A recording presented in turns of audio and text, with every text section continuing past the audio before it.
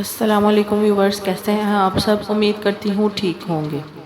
آج کی اس ویڈیو کا ٹاپک بہت زیادہ اہم ہے، خاص طور پر میاں بیوی کے لیے۔ اور میاں بیوی کا رشتہ ہی ایسا ہے کہ جن میں بہت ہی اتحاد کرنے کی ضرورت پڑتی ہے۔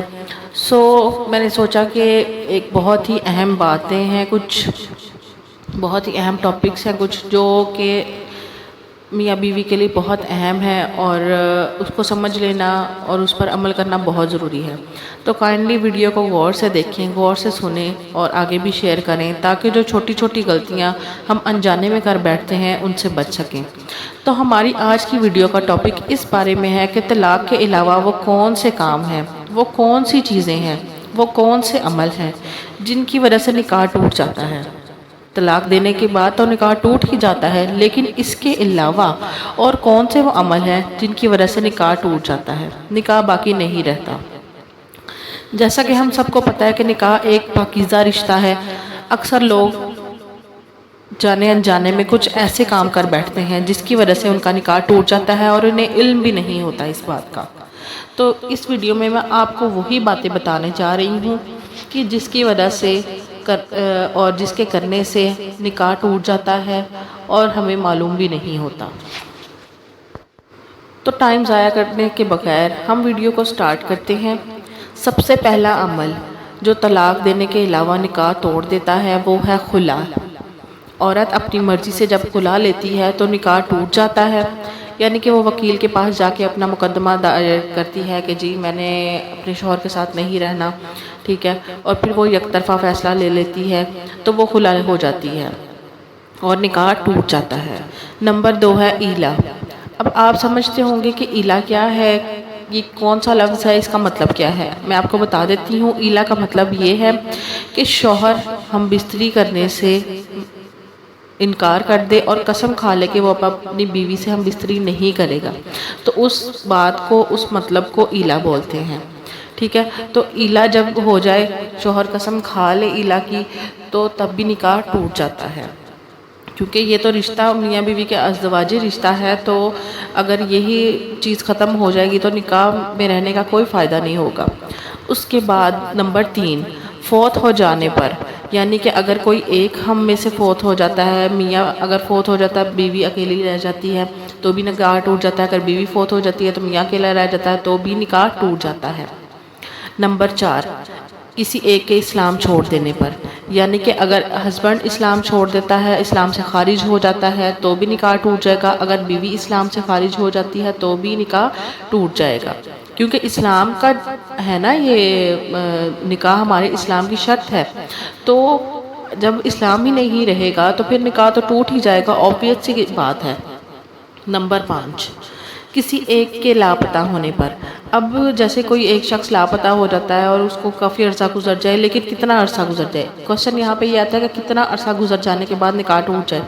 تو اگر کم از کم 3 سال کا عرصہ گزر جائے اور اس بندے کی کوئی خیر خبر نہ ہو، کوئی پتہ نہ ہو وہ کہاں ہے، کہاں موجود ہے، کہاں نہیں، تو اس صورت میں بھی نکاح ٹوٹ جائے گا۔ نمبر 6، اگر رضائی بہن بھائی کا نکاح ہوا ہو اور انہیں معلوم نہ ہو، لیکن انہیں پتہ جب چل جائے اس بات کا، تو وہ نکاح ختم ہو جاتا ہے، خود بخود ختم ہو جاتا ہے۔ جیسے حقیقی بہن بھائی میں نکاح نہیں نہ ہو سکتا، اسی طرح رضائی بہن بھائی جو ہوتے ہیں انہیں اگر غلطی سے نکاح ہو بھی جائے ان کا، لیکن بعد میں جب انہیں معلوم ہو جائے کہ وہ رضائی بہن بھائی ہیں تو ان کا نکاح اسی وقت ختم ہو جائے گا۔ نمبر 7، ماں باپ کو چاہیے کہ یہ بہت ایک امپورٹنٹ بات ہے۔ میں اپنا ٹاپک سٹارٹ کرتے کرتے مجھے ایک بات یاد آ گئی کہ میں آپ کو بتاتی چلوں کہ یہ ایک رشتوں کے بارے میں بات ہے، بہت اہم ہے، اور میں کوشش کروں گی کہ آپ سب کو صحیح طریقے سے سمجھ آئے اور آپ اس کو اپنی ڈیلی روٹین میں، ڈیلی لائف میں بہت اچھے طریقے سے اس پر عمل کر سکیں۔ تو آپ کو یہ بتاتی چلتی ہوں کہ نمبر 7 جو پوائنٹ ہے نا، وہ ہمارے گھر کے بارے میں ہے، ہمارے والدین کے بارے میں ہے، ہمارے اولاد کے بارے میں ہے۔ ماں باپ کو چاہیے کہ وہ باپ بیٹی کو اور ماں بیٹے کو 9 سال کے بعد اپنے سے جدا کر کے سلائیں، یعنی اس کا بستر علیحدہ کر دیں، کیونکہ اگر باپ اور بیٹی کی شہوت جاگ جائے گی تو وہ ایک دوسرے کے قریب ہو جائیں گے، ٹھیک ہے، خدا نہ خواستہ اگر ان کی شہوت جاگ جائے اور وہ ایک دوسرے کے قریب ہو جائیں تو ان کا نکاح ٹوٹ جائے گا، یعنی کہ جو باپ ہوگا اس کا اپنی بیوی سے نکاح ٹوٹ جائے گا۔ اور اسی طرح اگر ماں اور بیٹے کے بہت زیادہ ملاپ سے یا بہت زیادہ قریب ہونے سے ان کی شہوت جاگ جائے اور وہ بہت زیادہ قریب ہو جائیں تو پھر بھی ان کا نکاح ٹوٹ جائے گا، یعنی کہ ماں اور اس کے شوہر کا نکاح ٹوٹ جائے گا۔ باپ کو چاہیے کہ اگر وہ بیٹی کو پیار کرنا چاہے تو وہ بیٹی کا ماتھا چومے، اس کے سر پر پیار دے۔ اسی طرح ماں کو بھی احتیاط کرنی چاہیے کہ وہ جب بیٹے سے لگاؤ کرے یا بیٹے سے پیار کرے تو اپنے جسم کو قابو میں رکھے، اپنے جسم کو دور رکھے اس سے اور پھر پیار کرے، ٹھیک ہے۔ یہ بہت امپورٹنٹ باتیں ہیں، مطلب ایسے ہوتا تو نہیں ہے لیکن کئی جگہ پر اگر ایسا ہو تو اس کے لیے یہ احتیاط کرنا ضروری ہے۔ باقی بچپن میں تو ماں باپ اپنی اولاد سے پیار کرتے ہی کرتے ہیں، لیکن جب وہ 9 سے 10 سال کے ہو جائیں تب ان کے بستر الگ کرنے، تب ان کے پیار کرنے، ان کا خیال رکھنے کی بھی تھوڑا سا جو کہتے ہیں نا اپنا ہاتھ جو ہے وہ یا اپنے پیار کا طریقہ بدل دیں، ٹھیک ہے، تاکہ ان کو محسوس بھی نہ ہو اور آپ اپنے اسلام کے دائرہ میں رہ کر ان سے پیار محبت اور سلوک اتفاق سے ان کے ساتھ رہیں، ان کا خیال رکھیں، ان کی ضروریات پوری کریں۔ تو یہ تھی 7 چیزیں جن کی وجہ سے نکاح ٹوٹ سکتا ہے، ٹھیک ہے۔ طلاق دینے کے علاوہ یہ 7 عمل ایسے میں نے آپ کو آج اس ویڈیو میں بتائے ہیں جن کی وجہ سے طلاق ہو کے علاوہ نکاح ٹوٹ جاتا ہے اور ہمیں پتہ بھی نہیں ہوتا۔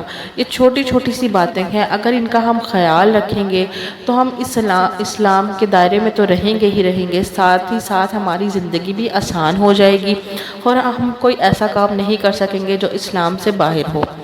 اسی طرح کی اچھی اور بہت ہی خاص ویڈیوز دیکھنے کے لیے میرے چینل کو ضرور سبسکرائب کر لیں، اور آج کی آپ کو ویڈیو اگر اچھی لگی ہو تو اس کو لائک ضرور کیجیے گا اور کمنٹ میں اپنی رائے ضرور دیجیے گا تاکہ مجھے معلوم ہو کہ لوگوں کو میری یہ پیغامات، میری یہ ویڈیوز پہنچ رہی ہیں یا نہیں۔ اور آپ کے کمنٹ لائک کرنے سے مجھے ضرور حوصلہ ملے گا کہ میں اگر کوئی اچھی بات بتا رہی ہوں تو لوگ اسے فالو کر رہے ہیں۔ تو اسی کے ساتھ مجھے دیجیے اجازت، ملتے ہیں نیکسٹ ویڈیو میں، تب تک کے لیے اللہ حافظ۔